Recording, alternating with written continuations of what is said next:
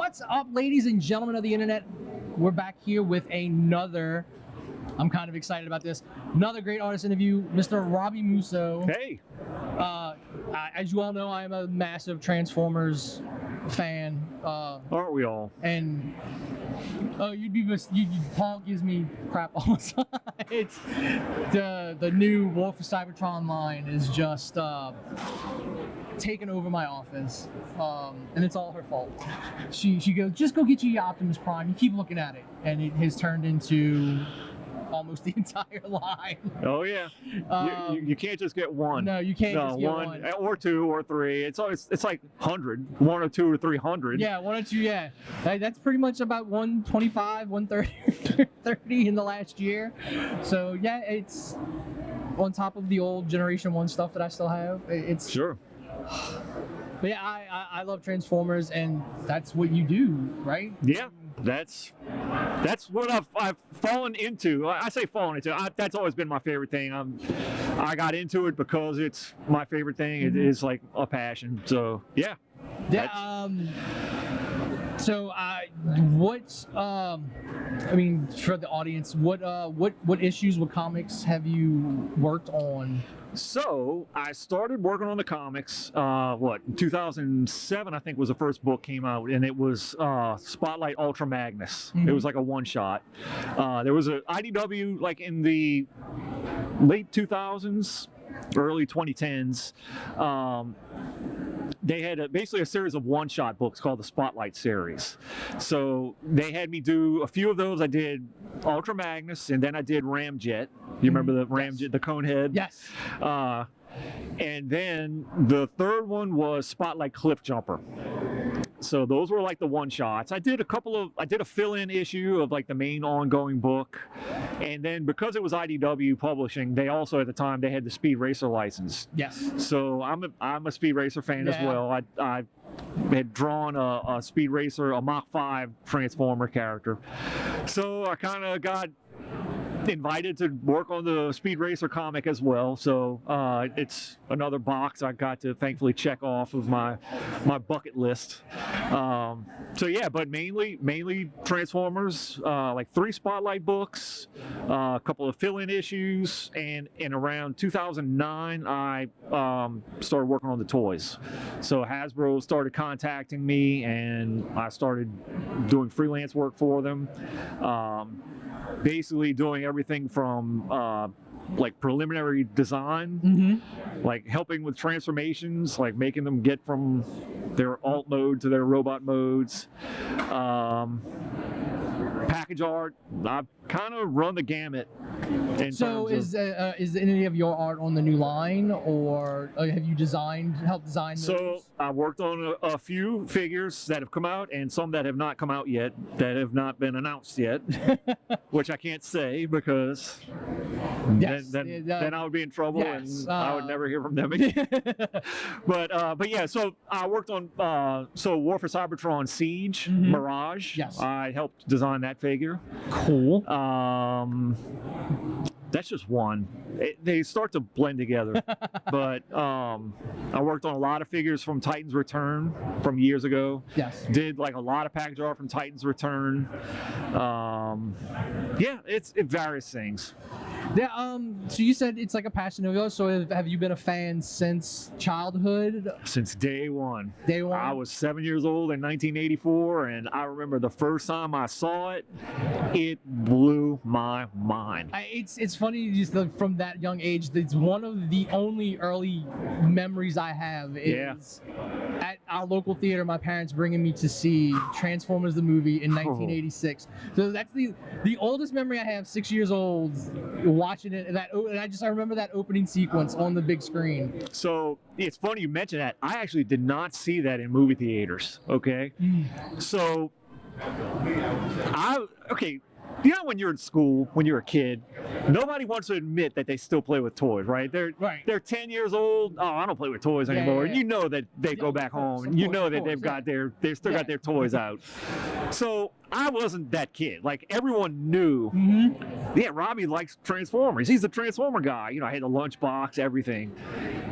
I didn't see the movie in theaters, but I had kids at school, friends at school, telling me Optimus Prime dies. I'm telling you, I thought they were teasing me. Oh, man. I thought, seriously, like, I didn't see the movie until it aired on TV in like a 3-part episodes, right? And so up until I saw it on TV, I thought all the kids were like, oh God, like pranking me, like trying to get a rise out of me or whatever. And sure enough, like when it finally aired on TV, I saw it. I'm like, cried. The movie moment that destroyed countless children. Oh man, so yeah, that was. I remember it for sure. To the point that they had to change G.I. Joe. Yeah. Yeah, so they did. So they wouldn't scar kids twice. I mean, it's so. I mean, and my parents will tell me all the time that that's what made me obsessed with technology and cars and stuff like that. Yep. Has it affected, other than your art? Has that love affected anything? Has it bled over into anything else? You know, it's funny because. So I was always into cars, like everything. I look back throughout my life, like I reminisce, play the music, right? Like everything, it just has come together, like full circle for me in so many ways. Because like when I was a kid, it was Knight Rider. Before Transformers, it was Knight Rider. Before Transformers, it was Knight Rider. I had like Smokey and the Bandit, the Firebird, the Trans Am from that. Dukes of Hazzard. Every car, like every show that had like a car was a star. Yes. It was my I watched all those shows. The A-Team with the van, Baraka's van, and so I was always into cars. My room had race cars in it before Transformers, and then they come out with Transformers, and it's race cars that turn into robots. And I was already into robots. Like for Star Wars, we had 3PO and R2-D2, and so it was like when Transformers came out.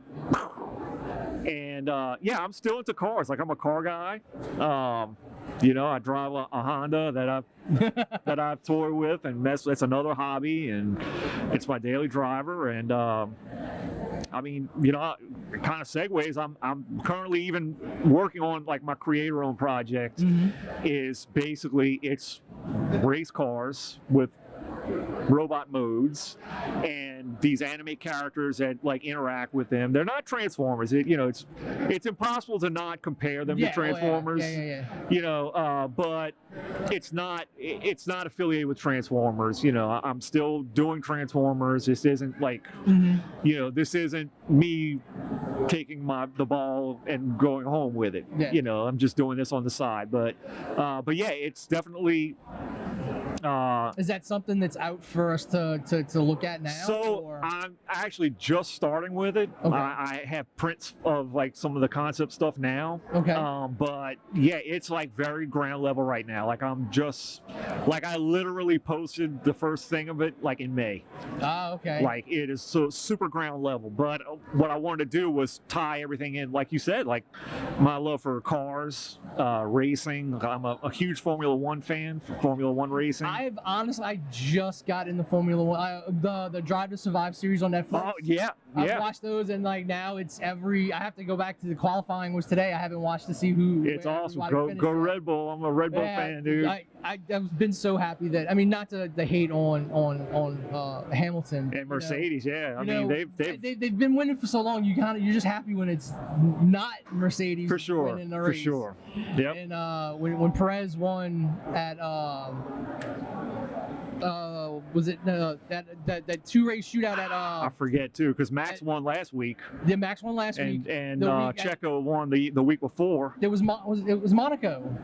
No, Max won Monaco. Baku, yeah. Yeah, it was Baku when they had the tires, the blowout. Yeah. Max was just going on a straight and his tire blew. Out. Him and Lance Stroll blew out. Yeah. So then we got that really great 2-lap shootout. Yeah. And a top 3 that Sebastian Vettel top 3. I was like, finally he got back up there. Yeah. And what is now an Aston Martin car, and it was like, where's this been? Like I'm like, where's this been? Like I'm not a sports guy. I'm not a like this. I'm like, same here. I'm like all in. Yeah. Same here. I've been to 3 races in Austin, Texas, because my brother lives in Austin. He actually got me into it like in 2016, because he's been living there. I think he moved there in like 2014, and he started telling me, he's like, yeah, they got F1 races out here. You need to come check it out. And I went out there, and yeah, we watched. I've been to a couple of races. Actually, the first year I went was the year Fernando Alonso retired. That was his last year. Oh, and yeah. No, not Alonso. Button. Jensen Button. Jensen Button. Okay. Yeah. I was about to say, I know Alonso was gone for like. Yeah, I was saying, I'm thinking of Jensen. Yeah, but they were both on McLaren at the time. So, yeah, this is. Yeah, I keep saying all the time that I wish the city would take care, like New Orleans would actually take care of its infrastructure, and we could get the Mardi Gras Grand Prix back. That would be amazing. I remember that when I was a little kid, that it ran twice downtown, and the only really place you can see it anything now is like there's some not that great rebroadcast of it on YouTube. Yeah, you can get it, but that street track around the dome that first year, I mean, that would just be a great set. They've got some serious work to do on the streets. That would be a lot, and it wasn't. I think they did Indy once around that the second time they did it, but the first time was GT cars. Okay, yeah. So a straight up street circuit, but.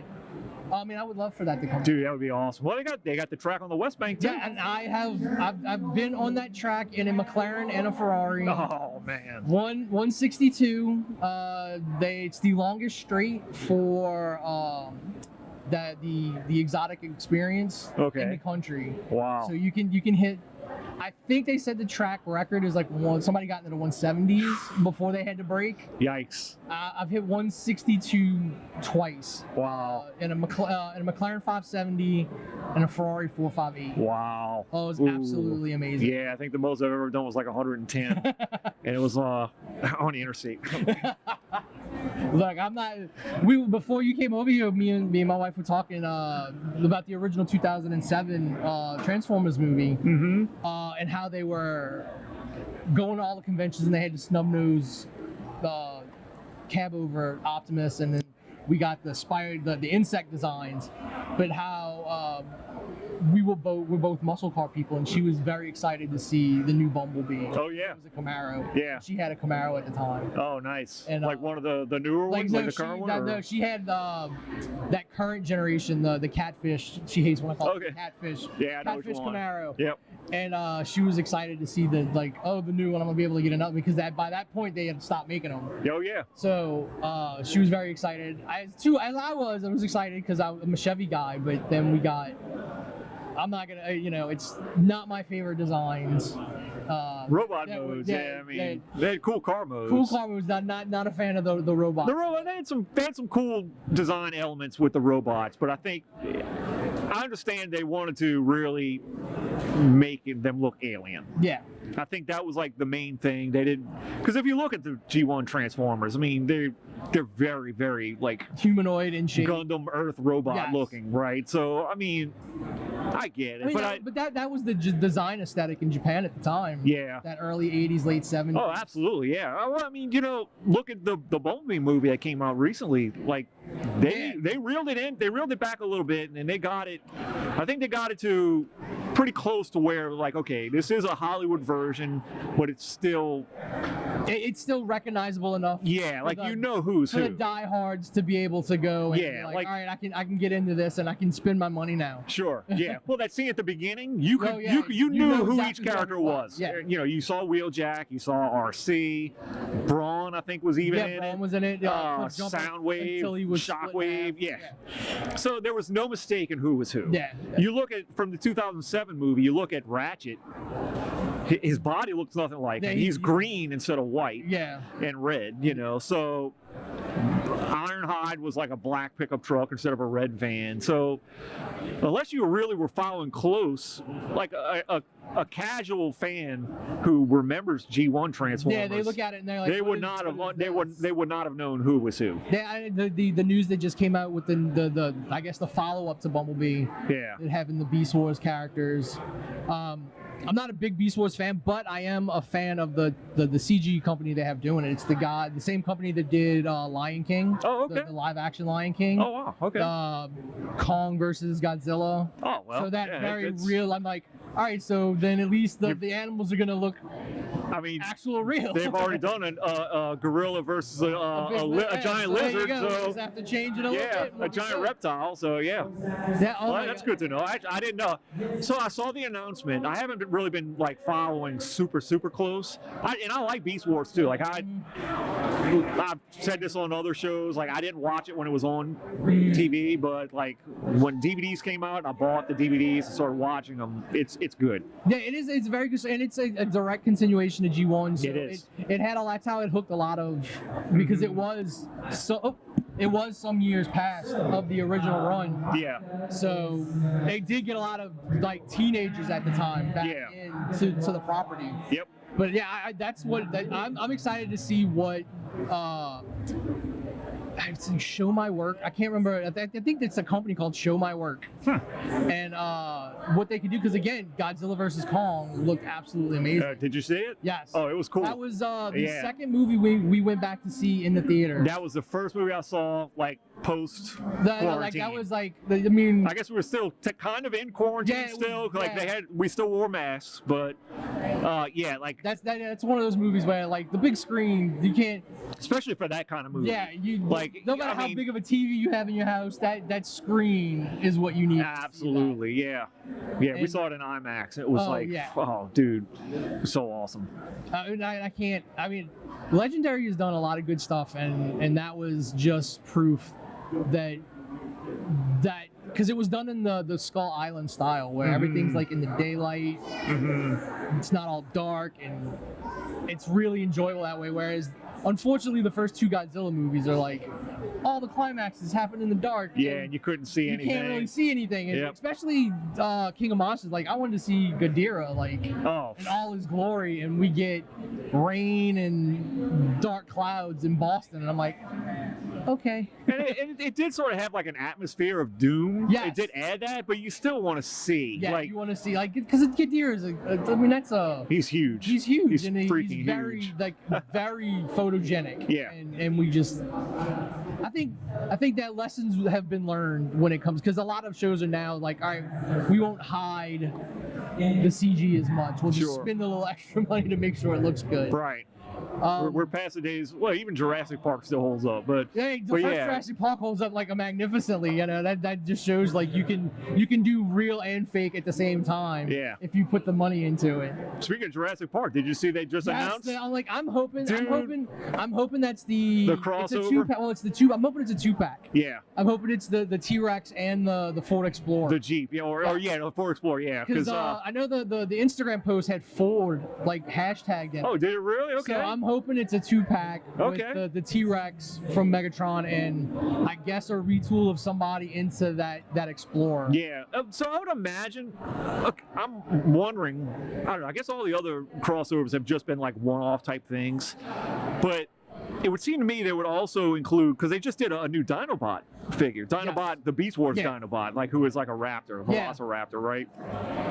So Velociraptors were like introduced in Jurassic Park, right? I would assume that they would do that like that. Either if that's not the Jurassic Park one, they do a Jurassic World one. Yeah, and they got paint to it with the blue stripe down the side. They have to. I mean, it would be unfortunate if they did. Yeah, I mean that one's just like print money. The big one that I know a lot of people on like the forums and stuff are wanting that they're wanting the Kit crossover, but it just seems to like just not happen. Yeah.